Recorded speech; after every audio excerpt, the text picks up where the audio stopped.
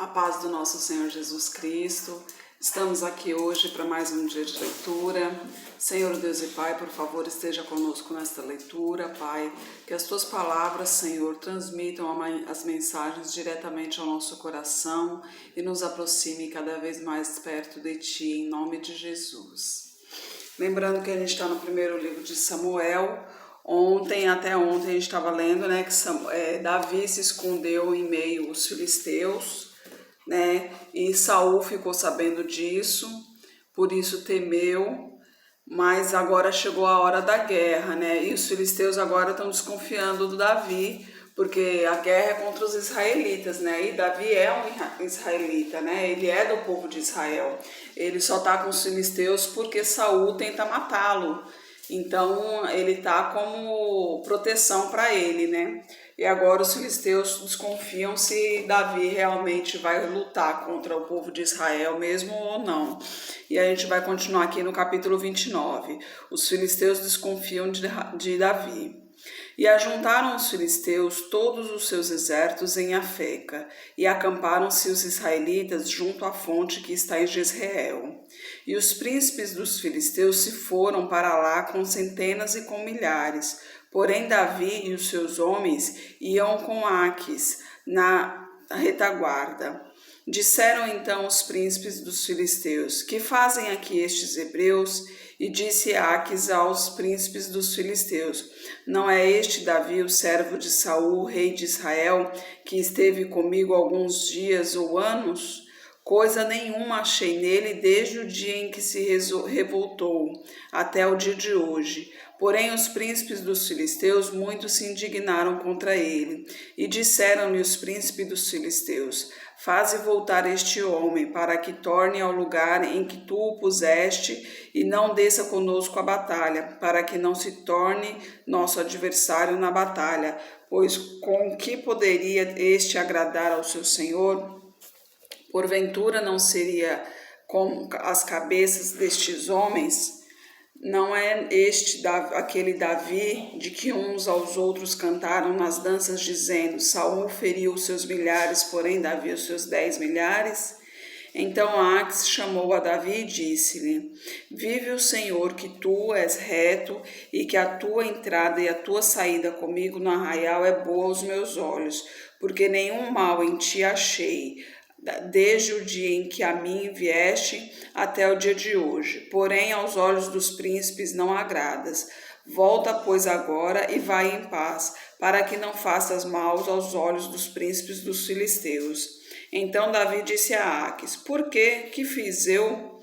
Ou que achaste no teu servo desde o dia em que estive diante de ti até o dia de hoje, para que não vá e peleje contra os inimigos do rei meu senhor? Respondeu, porém, Aquis e disse a Davi: bem o sei, que na verdade os meus olhos és bom como um anjo de Deus. Porém disseram os príncipes dos filisteus: não suba este conosco à batalha. Agora, pois, amanhã de madrugada, levanta-te com os seus servos de teu senhor, que tem vindo contigo, e levantando-vos pela manhã de madrugada, havendo luz, parte. Então Davi de madrugada se levantou, ele e os seus homens, para partirem pela manhã e voltarem à terra dos filisteus. E os filisteus subiram a Jezreel. Então aqui ele realmente aceitou o pedido dos príncipes dos filisteus, né, e realmente retornou para a terra dos filisteus e não participou da batalha entre os filisteus e israelitas. Aí Davi guerreia contra os amalequitas no capítulo 30. Sucedeu, pois, que chegando Davi e os seus homens ao terceiro dia a Ziclag, já os amalequitas com ímpeto tinham invadido o sul e Ziclag.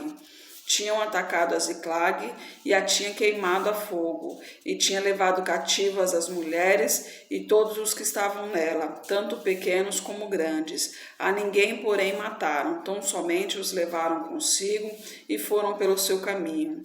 E Davi e os seus homens chegaram à cidade, e eis que estava queimada a fogo, e suas mulheres, seus filhos e suas filhas tinham sido levados cativos. Então Davi e o povo que se achava com ele, aos alçaram a sua voz e choraram, até que neles não houve mais forças para chorar. Também as 2 mulheres de Davi foram levadas cativas, Ainoã, a jezreelita, e Abigail, a mulher de Nabal, o carmelita. E Davi muito se angustiou, porque o povo falava de apedrejá-lo, porque a alma de todo o povo estava amargurada, cada um por causa dos seus filhos e das suas filhas. Todavia, Davi se fortaleceu no Senhor seu Deus, e disse Davi a Abiatar, o sacerdote, filho de Aimeleque: Traze-me aqui, eu te peço, a estola sacerdotal. E Abiatar trouxe a estola a Davi.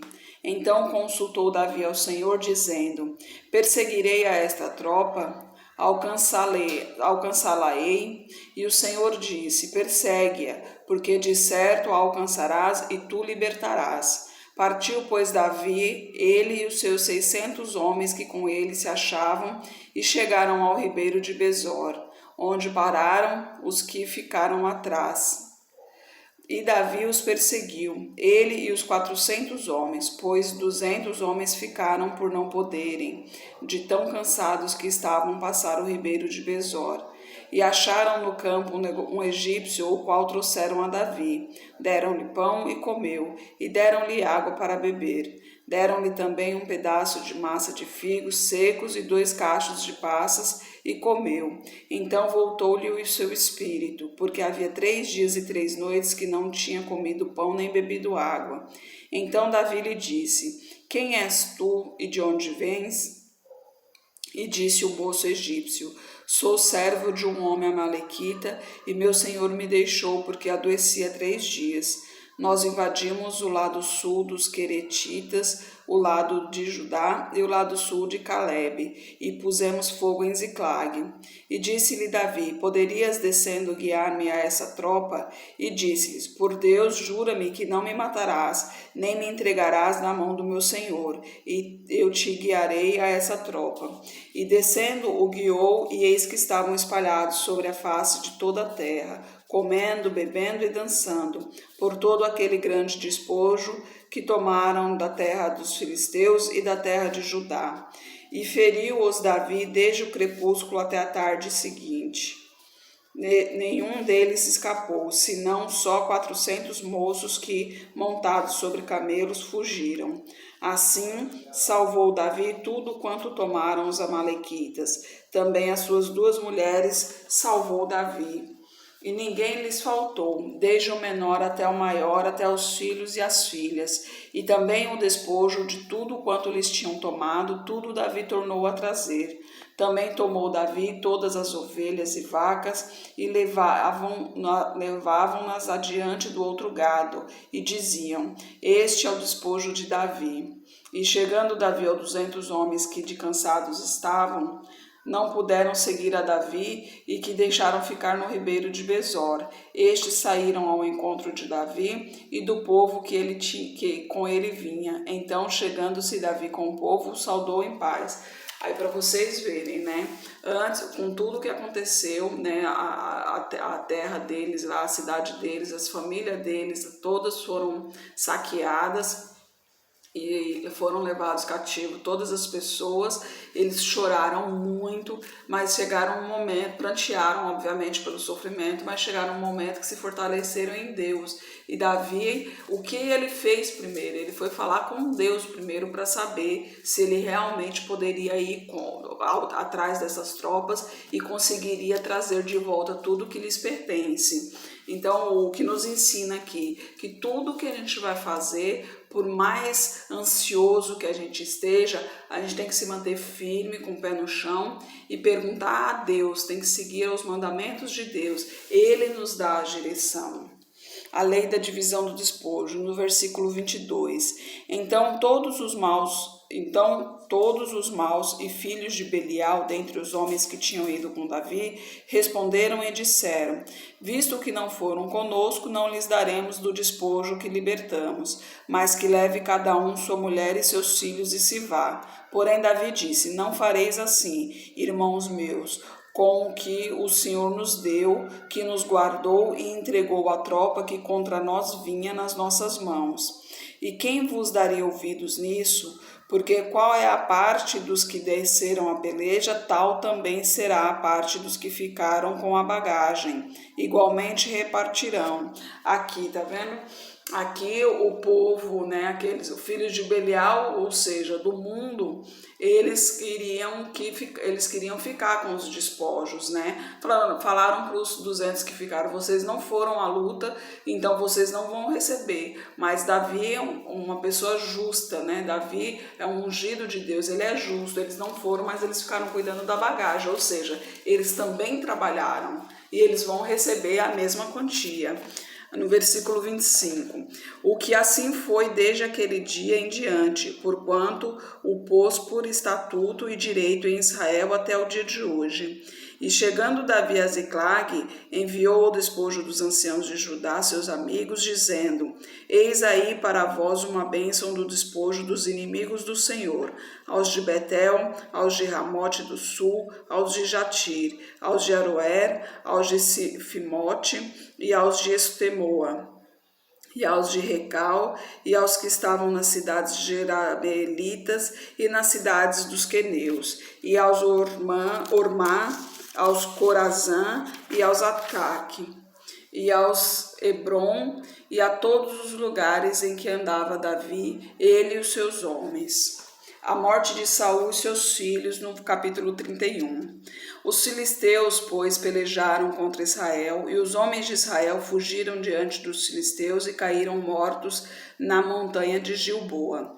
E os filisteus perseguiram a Saul e os seus filhos, e os filisteus mataram a Jonatas, a Aminadab e a Malquizua, filhos de Saul. E a peleja se agravou contra Saul, e os flecheiros o alcançaram, e muito temeu por causa dos flecheiros. Então disse Saul ao seu pajem de armas: arranca a tua espada e atravessa-me com ela, para que porventura não venham estes incircuncisos e me atravessem e escarneçam de mim. Porém o seu pajem de armas não quis, porque temia muito. Então Saul tomou a espada e se lançou sobre ela.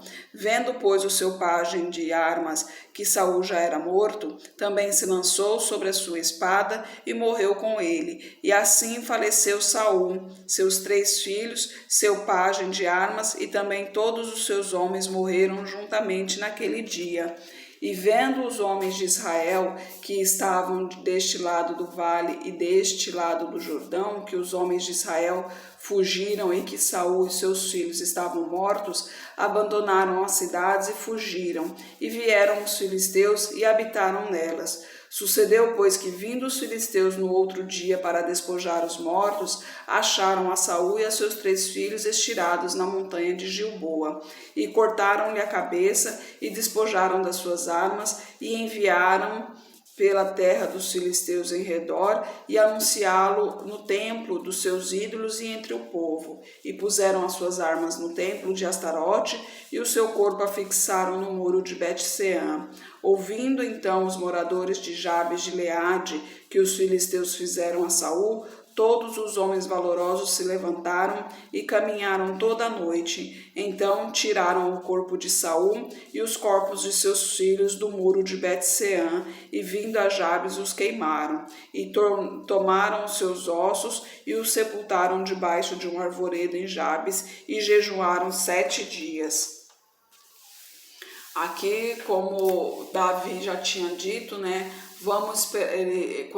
Davi teve Saul em suas mãos muitas vezes, né, para matá-lo, mas Saul era um ungido do Senhor, embora Deus estava afastado dele, mas ele foi ungido pelo Senhor. Então Davi teve com ele mesmo, né, e disse: não vou sujar minhas mãos com o ungido do Senhor, porque quem aflige um ungido do Senhor e permanece vivo, né? Então ele não fez nada contra Saul, mas falou: deixa que Deus fará que ele tenha a sua morte, né? Então aqui Saul morreu com os filhos, e a partir daqui o Davi já poderá se tornar o rei, né? Já que Davi foi ungido. Inclusive ele matou Jonatas, né? Que Jonatas era um grande amigo de Davi. E aí a gente vai ver, a partir de amanhã, a gente vai ver no 2º livro de Samuel, como Davi vai reagir em relação à morte de todos eles, que com certeza ele vai sentir, né? Porque apesar de Saul ir contra ele, ele gostava de Saul e ele tinha uma afeição muito grande por Jonatas, inclusive prometeu manter a sua descendência, né? Então vamos ver a partir de amanhã como será Davi, né? Como que Davi vai receber a notícia e como ele vai agir em relação à morte de Saul. Eu vou terminar por aqui porque amanhã a gente começa já no segundo livro para não misturar tudo, viu? Senhor Deus e Pai, obrigada por Tua palavra, Senhor, obrigada por Tua mensagem, Pai, que o Senhor esteja em nossos pensamentos, Senhor, que o Senhor esteja em nossos corações, Pai, nos direcione sempre a Ti, Senhor, não nos perdoe, Senhor, não nos abandone, que a gente possa, Senhor, a cada dia mais Te louvar, Te adorar, principalmente Te agradecer, Senhor, pois todo dia o Senhor nos abençoa com vida, com saúde, com alegria, com força e com tristeza também, porque a tristeza é o que nos fortalece, né? Sem a luta, a gente não ficaria forte, a gente precisa da luta para poder treinar, para poder vencer. E o Senhor é quem está conosco, o Senhor é que nos fortalece. Nós mesmos somos fracos, não temos forças, mas o Senhor peleja conosco e a gente vence por Tua mão, Senhor. Obrigada, em nome de Jesus. Amém. Que Jesus Cristo esteja em seu coração e que Deus abençoe.